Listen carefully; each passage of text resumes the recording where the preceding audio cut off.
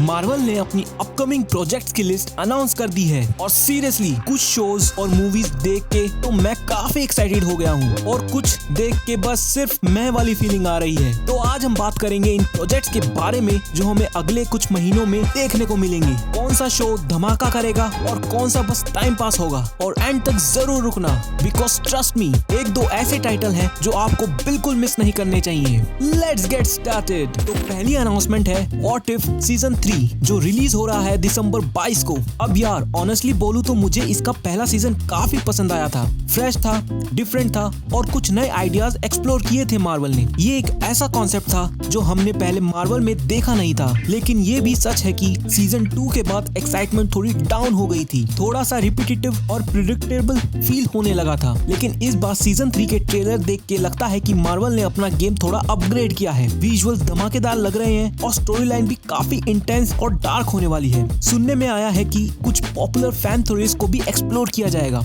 और alternate universe में कुछ अनएक्सपेक्टेड टीम अप्स और राइवलरीज भी देखने को मिलेगी। प्लस व्हाट इफ एक ऐसा प्लेटफॉर्म है जिसमें मार्वल के कैरेक्टर्स अपने क्रिएटिव बाउंड्रीज पुश कर सकते हैं without disrupting the main MCU timeline. मतलब सब कुछ खुल के एक्सप्लोर किया जा सकता है, चाहे वो न्यू कैरेक्टर्स के ओरिजिन्स हो या अनएक्सपेक्टेड ट्विस्ट और डार्क कॉन्सिक्वेंसेस। ये एक्सपेरिमेंटल टोन ही शो की जान है और ये सीजन उसी पोटेंशियल को और भी एक्सप्लोर करने वाला है। फिर भी क्वेश्चन ये है कि क्या व्हाट इफ सीजन 3 हमें वही एक्साइटमेंट देगा जो पहले सीजन्स में थी। देखना ये होगा कि ये सीरीज का क्या कुछ और यूनिक कर पाती है या हम बस प्रिडिक्टेबल ऑल्टरनेट रियलिटीज देखने वाले हैं। तुम लोग क्या सोच रहे हो? व्हाट इफ सीजन 3 के लिए एक्साइटमेंट है या बस कैजुअल इंटरेस्ट? मुझे कमेंट्स में जरूर बताना। नेक्स्ट प्रोजेक्ट है योर फ्रेंडली नेबरहुड स्पाइडरमैन जो आ रहा है जनवरी 25 को। अब स्पाइडरमैन का नाम सुनते ही एक्साइटमेंट तो होती है, राइट? लेकिन ये वाला शो देख के मुझे उतनी एक्साइटमेंट फील नहीं हुई। मतलब स्पाइडरमैन और उसके एडवेंचर्स हमेशा फैन के लिए स्पेशल रहे हैं, लेकिन इस बार कुछ मिसिंग लग रहा है। सबसे पहली बात, इसका एनिमेशन स्टाइल थोड़ा ऑफ लगा मुझे। मार्वल ने शायद व्हाट इफ जैसा सीजीआई एनिमेशन स्टाइल यूज करने की कोशिश की है, लेकिन मुझे तो ये मॉडल्स थोड़े सस्ते और आउटडेटेड फील हो रहे हैं। एकदम पॉलिश्ड और स्मूथ लुक की कमी लग रही है जो स्पाइडरमैन के लिए जरूरी होती है। इमेजिन करो अगर एक्समैन 97 जैसा क्लासिक 2D एनिमेशन स्टाइल होता, वो नॉस्टैल्जिया फैक्टर भी आ जाता और एनिमेशन भी ज्यादा इंगेजिंग होता।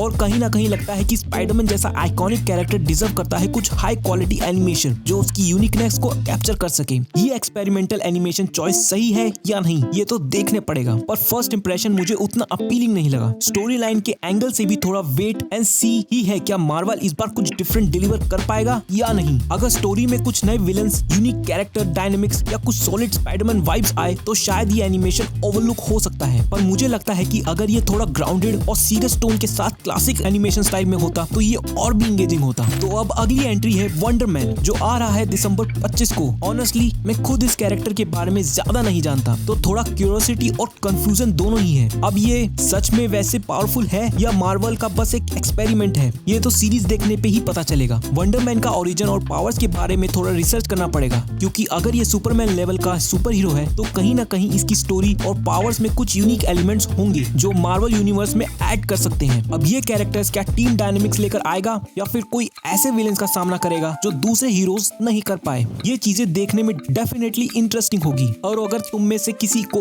वंडर मैन के बारे में डिटेल्स में पता हो तो प्लीज कमेंट्स में जरूर बताना। अगर मुझे कुछ नया और सॉलिड मिला इसके ओरिजिन और एबिलिटीज पे तो शायद एक अलग वीडियो भी बना सकता हूँ जिसमें वंडर मैन को डीप डाइव में डिस्कस करेंगे। तो तुम लोग एक्साइटेड हो वंडर मैन के डेब्यू के लिए? कमेंट्स में जरूर बताना अपना टेक। अब यार आइज ऑफ वकांडा की अनाउंसमेंट ने तो एक्साइटमेंट को और भी बढ़ा दिया है। ये एनिमेटेड सीरीज आ रही है अगस्त 6 को और लगता है वकांडा के लोर और हिस्ट्री को डीप डाइव में एक्सप्लोर करेगी। वकांडा की दुनिया जो हमने ब्लैक पैंथर मूवीज में देखी है वो तो बस सरफेस लेवल थी। अब इस सीरीज के थ्रू हम वहाँ की असली डेप्थ और लेगेसी देख पाएंगे। विजुअल से ऐसा लगता है कि ये शो सिर्फ वकांडियंस की डेली लाइफ नहीं उनका यूनिक कल्चर और हीरोइक हिस्ट्री भी शोकेस करेगा। और मुझे लगता है ब्लैक पैंथर फैंस के लिए काफी स्पेशल ट्रीट होने वाला है। वकांडा की दुनिया वैसे भी इतनी रिच और फैसिनेटिंग है और अगर वो पुराने किंग्स, ट्रेडिशन और लेजेंड्स को दिखाते हैं तो ये डेफिनेटली नेक्स्ट लेवल होगा। तो भाई मार्वल ज़ॉम्बीज की बात करें जो रिलीज हो रही है अक्टूबर 2025 में,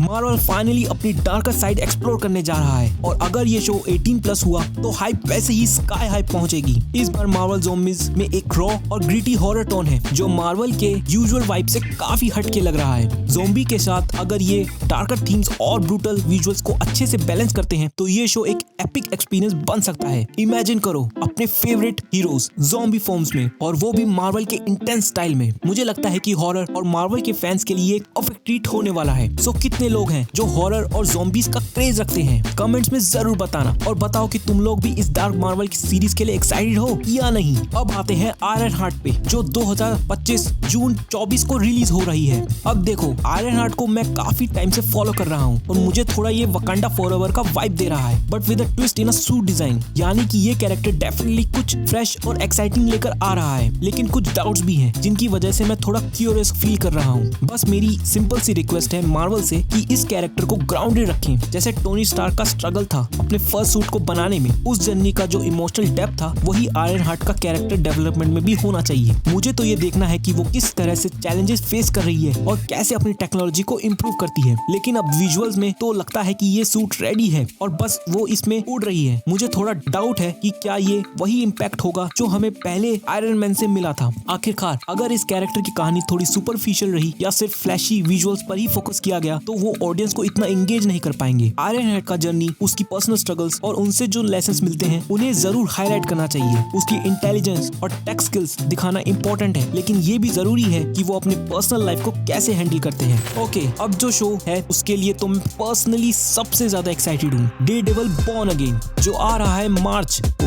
वो मेरे लिए मार्वल का अगला सबसे बड़ा शो होने वाला है। अगर तुमने नेटफ्लिक्स का डेयरडेविल देखा है तो तुम समझ सकते हो मैं इतना पंप क्यों हूँ, क्योंकि वो डार्क, ग्रिटी और बिल्कुल नॉनसेंस स्टाइल जो नेटफ्लिक्स ने सीरीज में लाया था वो कुछ अलग ही लेवल का था। डेयरडेविल का वो रॉ कैरेक्टर पोर्ट्रेयल, उसकी मोरल कॉम्प्लेक्स कहानी और उनके इंटेंस स्ट्रीट लेवल कॉन्फ्लिक्ट्स ने फैन बेस को लेजिट हुक कर दिया था। अब सवाल ये है कि मार्वल इसको उसी डेप्थ के साथ पोर्ट्रेट कर पाएगा या नहीं। मेरे हिसाब से डेयरडेविल का चार्म ही वो ग्राउंडेड और रियलिस्टिक एक्शन सीक्वेंस है जिसमें डेयरडेविल लिटरली अपनी जान लगा देता है। वो एग्जॉशन, वो स्ट्रगल, सब कुछ रियल लगता है। तो अगर मार्वल ने इसको थोड़ा भी वाटर डाउन किया या टोन लाइट करने की कोशिश की तो वो फैंस के एक्सपेक्टेशंस पर फिट नहीं बैठ पाएगा। प्लस डेयरडेविल और किंगपिन के बीच की राइवलरी भी तो वैसे ही हार्डकोर होनी चाहिए जैसे नेटफ्लिक्स वर्जन में थी। और यार, मुझे उम्मीद है कि हम वापस वो इंटेंस हॉलवे फाइट सीन्स और ब्रूटल कोरियोग्राफी देखेंगे जो डेयरडेविल को इतना आइकॉनिक बनाते हैं। न्यूयॉर्क का gritty underworld, crime ridden streets और डेयरडेविल का अपना डार्क और इंटेंस कैरेक्टर, बस मार्वल ने ये सब एलिमेंट्स इंटैक्ट रखे और ये शो एपिक बन सकता है। अभी तक जो भी ग्लिम्पसेस मिले हैं वो काफी प्रॉमिसिंग है, लेकिन आगे चल के स्टोरी और विजुअल्स कैसे अनफोल्ड होंगे ये देखने में मजा आएगा। डेयरडेविल और किंगपिन के बीच का साइकोलॉजिकल वॉरफेयर और इमोशनल कॉन्फ्लिक्ट भी हमेशा से फैंस का फेवरेट रहा है, और अगर मार्वल इसको डीप और लेयर्ड रखता है तो फिर तो ये शो श्योर शॉर्ट बैंगर होने वाला है। सो तुम लोग क्या सोच रहे हो? Are you excited to see Daredevil and Kingpin face off once again? क्या तुम चाहते हो कि ये शो वही रॉ डार्क वाइब लेकर आए या फिर मार्वल का टिपिकल पॉलिश टच देखना चाहते हो? कमेंट्स में जरूर बताना और अपनी एक्सपेक्टेशंस शेयर करो। मुझे तो लगता है कि ये शो मार्वल्स के फैंस के लिए एक बहुत बड़ा गिफ्ट होगा। तो भाइयों और बहनों, ये है मार्वल के कुछ अपकमिंग प्रोजेक्ट्स जो या तो आपको स्क्रीन पे चिपका के रखेंगे या सिर्फ एक टाइम पास एक्सपीरियंस देंगे। जो भी हो, ये एक इंटरेस्टिंग जर्नी होने वाली है मार्वल के साथ। आप लोग बताओ कमेंट्स में किस शो के लिए सबसे ज्यादा एक्साइटेड हो और कौन सा टाइटल है जिसमें जीरो एक्साइटमेंट है। अगर तुम्हें ये वीडियो पसंद आई हो तो लाइक करो, सब्सक्राइब करो and don't forget to hit the bell icon for more amazing updates. और अगर आपको हॉरर पसंद है तो मेरी हॉरर वीडियो चेकआउट जरूर करो, और कुछ ऐसे हिडन जेम्स भी हैं जो आपके माइंड को ब्लो कर देंगे। See this playlist for that. तब तक के लिए keep watching your favourite Marvel movies.